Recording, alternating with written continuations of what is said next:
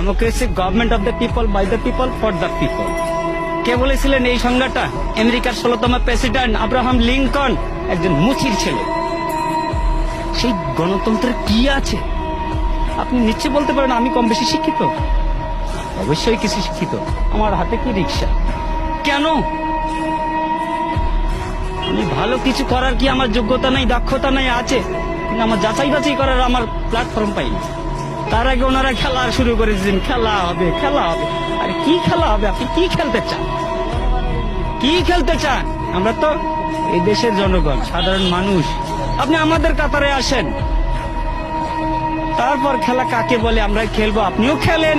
দেশ স্বাধীন হয়েছে, এই স্বাধীনতার দলিলটা কার কাছে আছে? দলিলটা কার কাছে আছে? ওই বলেছিলেন না, ভুট্টো সাহেব বলেছিলেন, যাও তোমার দিল্লির পূর্বদের কাছে যাও। সেই দিল্লির